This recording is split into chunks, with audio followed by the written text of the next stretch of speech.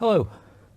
Right, I've had a couple of projects sitting for about 3 years now that I got absolutely stuck with.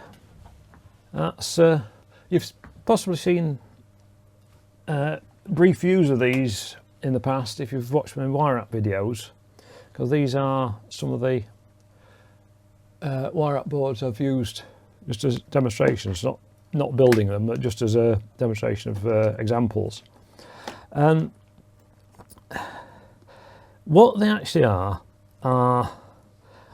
updated, at least control logic wise, versions of the first two computers are built, or the first two working computers are built, should I say, many years ago. This is based on a Motorola MC6800, which was a very minimal system, even though when I built it, because of the parts I'd got available and having to use all TTL logic for all the control logic and decoding, so it took a lot of ICs. It was actually built on a kind of rack system, card frame plug-in system, split over about 3 or 4 cards. And the cards, look at this, that's the end off one that I used as an adapter. So this was my original test rig for the cards. They could set addresses and data on, read and write data to the memory and whatever. So you can see that was the card format. But what I did for these, to keep the complexity and cost down, I used programmable array logic, PALs or PLAs or GALs. They're all different manufacturers' names for the same thing. And basically they're a cross-point switch with all the inputs going to a set of possible connections, and then a set of outputs that can be linked to any of the inputs and form gates, and also a set of latches, or D-type or bistable latches feeding the outputs, which can be either used or bypassed. So they're a very configurable device, and they are brilliant for such things. And I mean, I've used them in the past some years ago and not had problems. Let me just find the right program. It shouldn't be there. That's my serial port driver. So this is the, oops, won't work. This WinCUPL is the compiler program for it. It's an updated version of a DOS program, basically, so it's going back a very long time. If I open one of the files, for some reason it's decided to switch back to that. Let's see if they're in the history, it'll be a bit easier. Alright, okay. Right, this is an example of one of the program files. This is basically a source file, if you like, in its programming language that produces the correct array data to load into the crosspoint switch to configure the IC in the way you want. And I was using this format that I've commented out now in green, which allows you, or should allow you, to work on a set of inputs together, and basically they're assigned to a field. So in this particular one, I've got A0 to A7, so they've got the low 8 address lines, and then also some of the other lines there to make 2-bit arrays. Now, for some reason, which this is going back when I was working on these, I thought it should work. Everything looked right, the program looked right, but going through the decoded control lines that should enable the different ICs with scope, it wasn't trying to access things. And if it's not trying to access the memory or the peripherals, then it can't work. Same with that, it was just not seeing or not decoding the correct parts of the board. and everything looked right. I just end up at a dead stop trying to work out more information on it. And they got put on one side because I've got loads of other projects to work on anyway. I've got years of queue. Anyway, I decided I ought to go back to these, and one of the things I did was start by on this one, which is the complex one, because that's only one of 3 cards. That's just purely processor and memory, and there's another 2 cards that go with that for the input, output, and a floppy disk controller. This is the circuit so far as I've got now.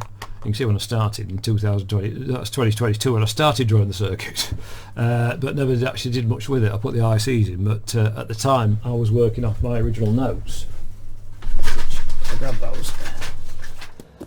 That is the binder. All that lot is the design circuits and notes for the original boards in that machine, because using TTL logic it was horrendously complex. So there's pages and pages and pages of notes of just TTL gate by gate diagrams that did all the address decoding for all the different sections.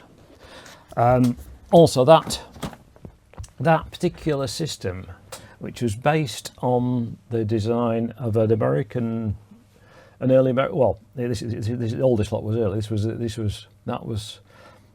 The original version of that was about 1976. The original version of that was probably about 82, to guess.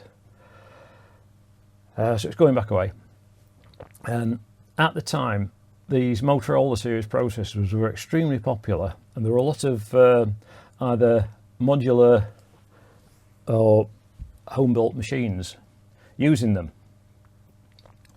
And particularly the Motorola 6809, which is the one in this, or would be if I'd not got the switch box plugged into it, was one of the most powerful processors you could get at the time. It ran, or it could run, which one of the system I was running is a system called OS9 by Microware, which was a kind of business class multi-user capable system. It's pretty much like a kind of what would now be Unix or Linux in functionality over serial ports, in that you could have multiple users logged in doing different things. There were systems using exactly this setup, functionally the same ICs, same processor, being sold as business systems for mini computers. So it's quite nice, and it's also, for the time, as I say, very fast. I'm getting sidetracked here, but just as a comparison, I was still using the original machine of this at the same time as I got the very first IBM PC compatible machine, which was a 20 megahertz 286, which was at the time very fast because the previous ones were 4.77 megs or 8 megs. And I got 6809 running at 2 megs. And this could either match it or slightly beat it in basic benchmarks, basic being the only language at the time that could run them both. So it's not bad performance wise.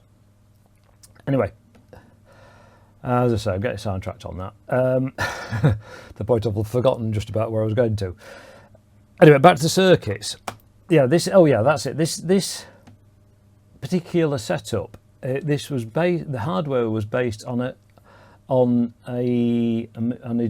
machine designed by Smoke Signal Broadcasting in America, SSB, the SSB Chieftain, and some of the options they did for that.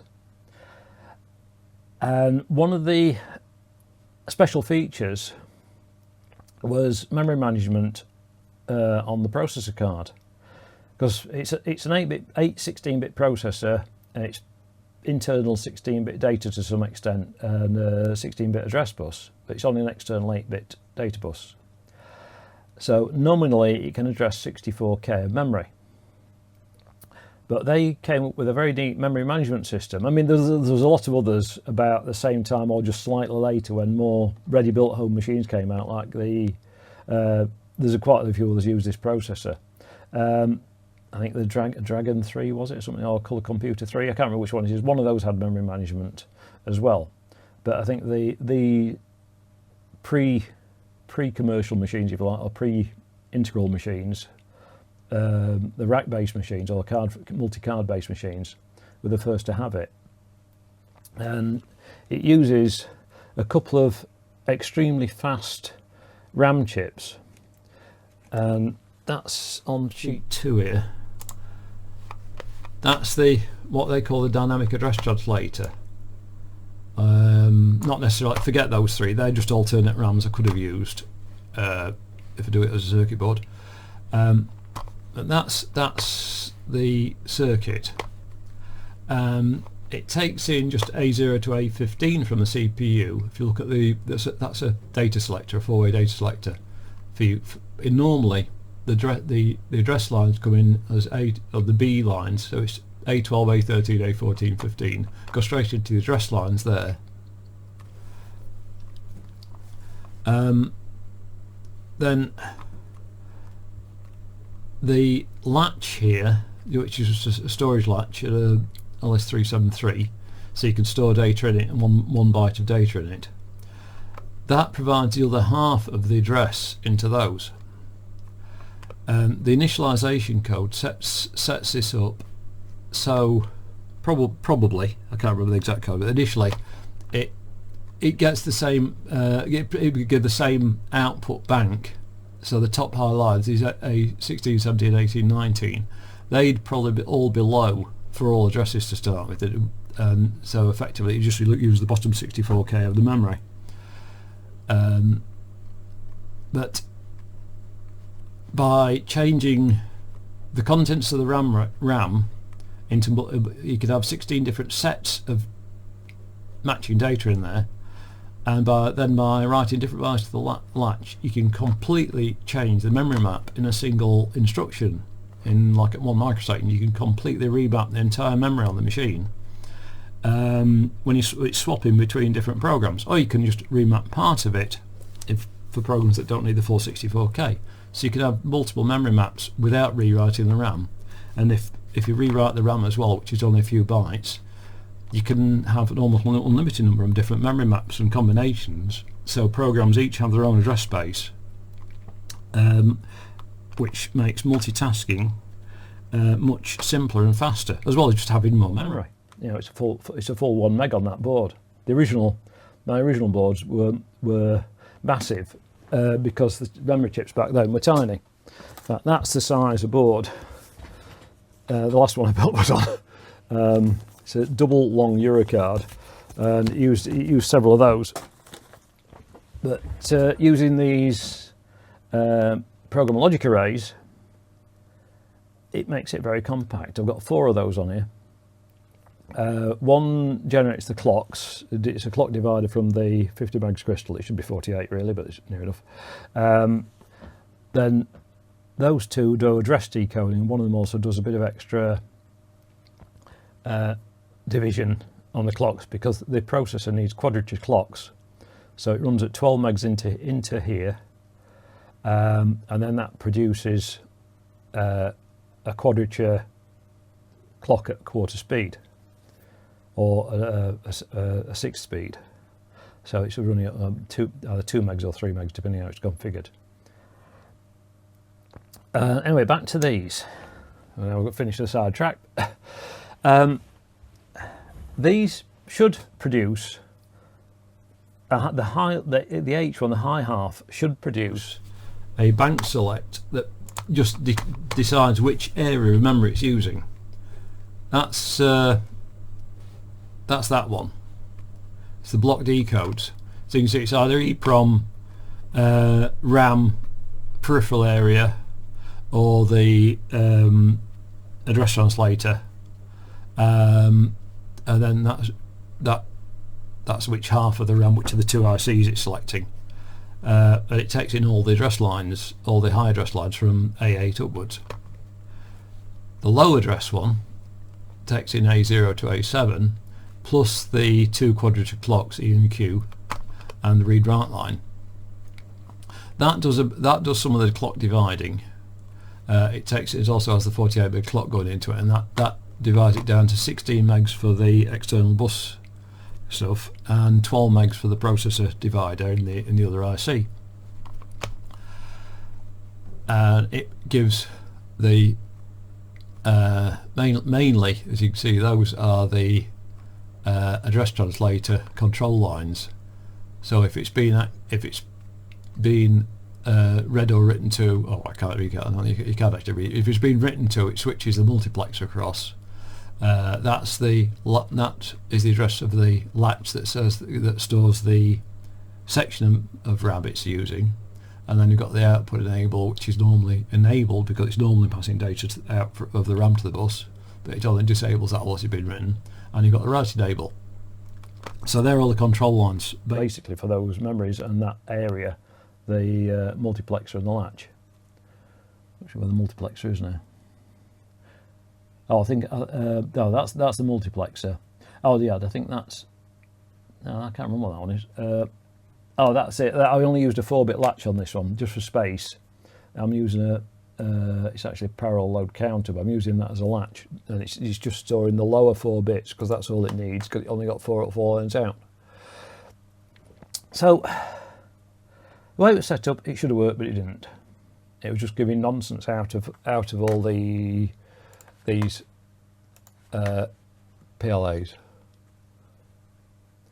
The clocks were actually running, so it seemed to be working right. Other than that, so it wasn't as if they were totally wrong, but none of the address area selects, the device selects, were working at all, and I just came to a dead stop with it.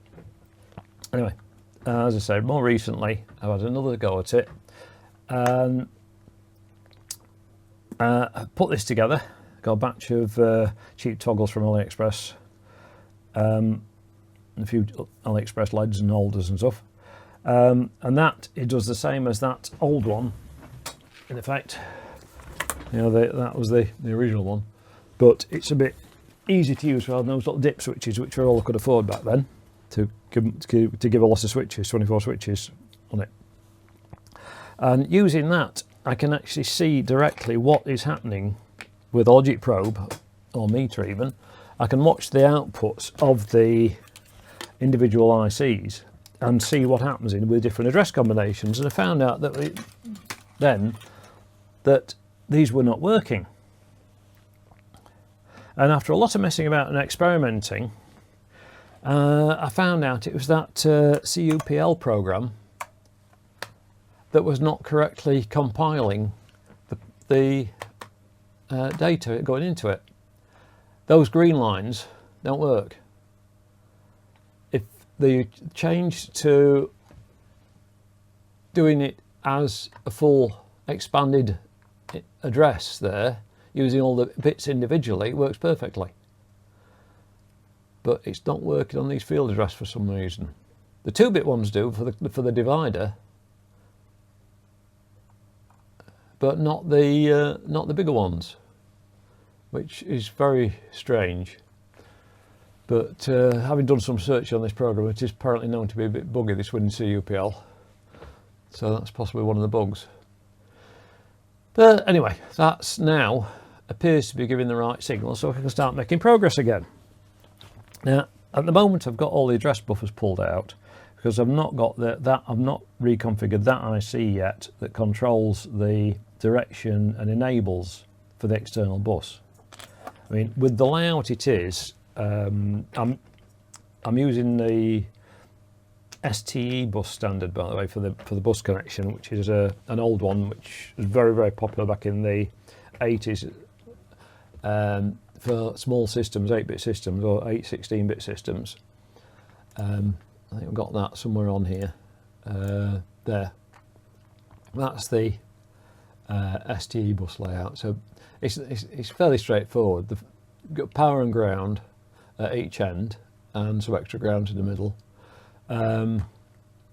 Then 8 data lines, the ground, 16 address lines, 20 address lines up to A19. Then some of the control lines, which are just combinations of the peripheral area addressing and read-write basically. CM0, CM1, CM2, and then it's also got these address strobe and data strobe, which are what's used on typically on slightly newer systems than this, but they can be made compatible with this, with the 6809. Not all the early 8-bit processors supported it, but that does. It allows you to delay, basically freeze the processor for a few nanoseconds or microseconds even, to allow for different speed devices, either peripheral devices or memory devices on the bus. Because if you can't extend or stretch the timing, every device has got to respond properly within a single access cycle from the CPU, whatever that may be. Now, that's how this one works. The 6800 couldn't do it, the 6809 can, the 6502 couldn't do it, the original one at least, and not if one of the later ones, well, their variants may be able to. But the 6809's got that facility, and that was carried on in the 68000 series, 68008, which was also worked very well on STE Bus. A lot of cards were available for it. Then the rest of the lower ones here are reset, and then the attention request lines, which are basically interrupts. And there's a standby supply line for a, say, 5-volt backup for a real-time clock or that type of thing if you use it. And it's also got plus or minus 12-volt lines, which are pretty standard for serial ports, RS232. In fact, that's what I've used on the serial port card. If I can get it out of the stack. That's the I/O card for that system, which again has some of these PALs on it which need redoing, and then just basic data address and data buffers. Now, these are original style 1488, 1489 RS232 interface ICs, which convert from 5 volts plus minus 12 or vice versa. But rather than use the bus 12 volt supplies, which would mean this card could only work if it was plugged into a bus with a full power supply on it, rather than just be able to test it on 5 volts, I've used little inverter modules because I had a few of those kicking about.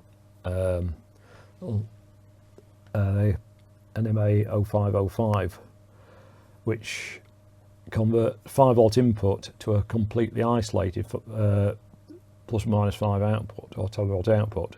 Now I've got it wired as plus minus 5 to drive these, or is it, there might even be 12 volt, I can't remember now, it's all that works on it. Anyway, that's the concept with that. That's the real-time clock IC, an ICM7170. In fact, there's another page somewhere here that should have all the bits on it. Come on. Oh, that's the memory. Oh no, of course this is on the processor board. This is on a different page, different diagram. Oh, right. Yeah, so that's ICM7170 real-time clock IC with its own backup battery directly on the board.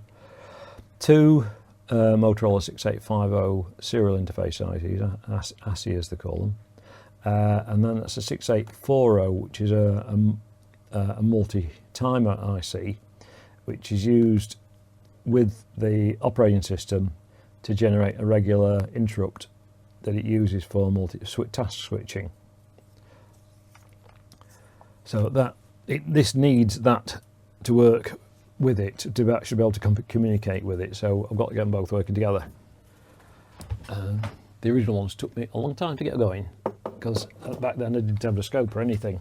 So it was quite a job. But anyway, so I've reprogrammed those. I've got more work to do on that, like I say, to get the bus buffer and stuff so it can actually talk to the other cards. I haven't yet tried reprogramming that. Sorry, that one, that's a memory, that's the actual IC in this one. Because this doesn't work either, and it should do. So I'm going to try reprogramming that. I'll put this out of the way again. And see if it comes to life. Which is no guarantees, because I could have got other errors on it. but it's worth a try and just see what happens. So I have, if we go back to that CUPL, one of the recent files on there is CPU 00, the 6800 board.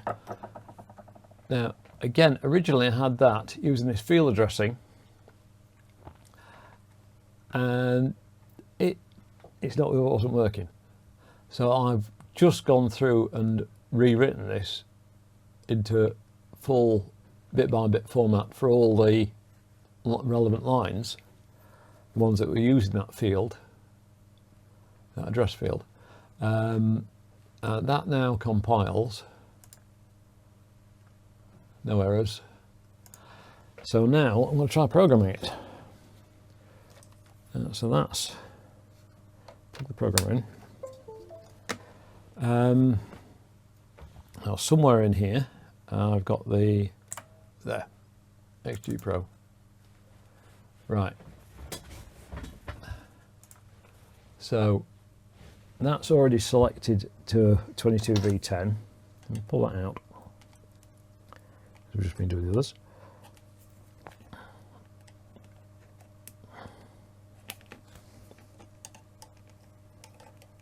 Oh, that's in a split socket made of pin strips rather than it's made of bits of strip. It's cheaper to get them than loads of different types of wire up socket. So that is the 22V10. If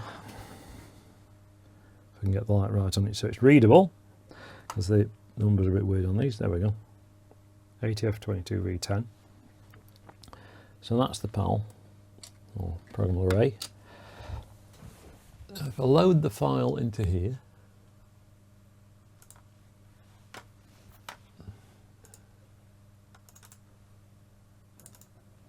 that's the file that the WinCUPL compiler produced.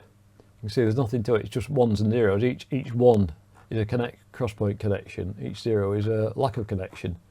And without knowing the data, seeing the data sheet and knowing the exact connections or relevance of the positions for these, that it's pretty meaningless. So you've got to rely on the compiler to create the correct file. And the files it creates are very different between the ones using those fields and the ones using the individual bits, so it should be exactly identical or exactly comparable. You know what I mean?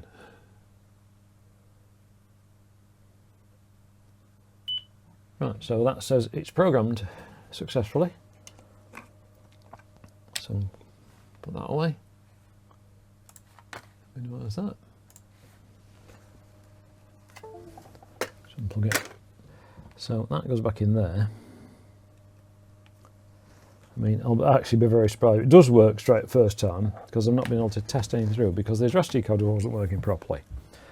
But I've got a little 5-volt adapter on the USB cable just to power it, so I can plug the USB cable in now, and that should power up. Also got maximize. Right, so I've got a serial port terminal running there, serial comms. Now, the way this is supposed to work is it's supposed to detect and match the baud rate when you send characters. So if no, it's not doing anything. That should, hypothetically, be doing something, but it's not. Now, it's possible the setting on that timer is out there because that timing setting is quite critical if I remember right. And without that working, let's see if I can pick up power on something on the power and ground on this yet. Just use that thin wire to go into there. Oh, that's a ground point on that resistor there. So that probe's working. Be interesting to see if I'm getting any signals on this. Is it actually running? Is it doing it? yeah, obviously the processor is running. It's doing something. But what it's doing is anybody's guess. Yeah, it's acting like it's just scanning through memory without actually reading anything. So that's possibly not right still. So I have to get the scope set up and see what's happening with that. I might break this into two because it's getting a bit long, I think.